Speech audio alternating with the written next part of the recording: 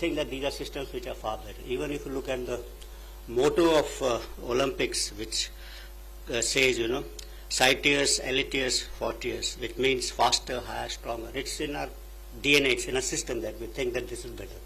But look at a drone, which is the antithesis of what we are thinking. It's smaller, unimaginative, very, very clumsy. Most of them, the drones are not even aerodynamic. They're cheaper, they make a lot of noise, and yet they're effective, and they're unsophisticated, inexpensive. I think this is their USP, that it is beyond the conventional thinking. It beats conventional thinking. So this, I think, is very, very important. So let's look at unarmed aerial vehicles. That includes drones from a factual and conceptual viewpoint. Factually, drones are a proven reality. We know that. Their widespread utility in recent conflicts demonstrate how drones can shift tactical balance disproportionately to their size or price.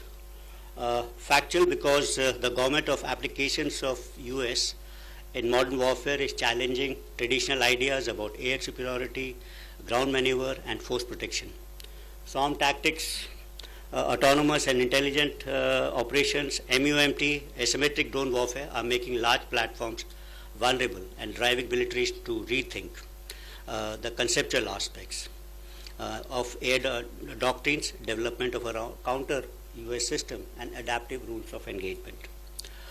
So in the conceptual realm, if you look, we always thought that airspace was one. It was kind of indivisible.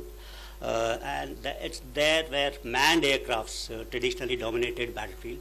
So this used to be there till about 18 kilometers or 60,000 feet or so. But the introduction of, say, ballistic missiles, hypersonic weapons, that is cruise as well as glide, has opened up that upper space, and we always say that today airspace also includes near space, so that's one way.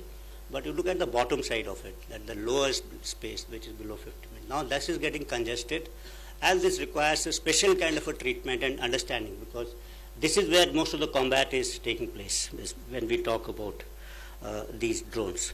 So the need of the hour is to develop capabilities to harness this lower airspace gainfully through utilization of force multipliers like US systems, and at the same time dissuade the adversary from doing so by developing a robust counter-US systems.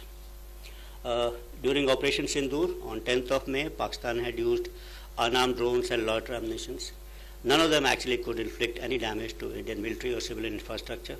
Most of them were utilized through a combination of kinetic and non-kinetic means, and some of them in fact could be recovered in almost intact conditions.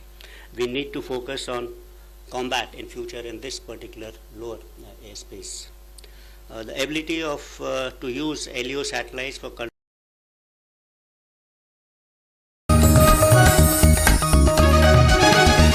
आप देख रहे हैं news UNI।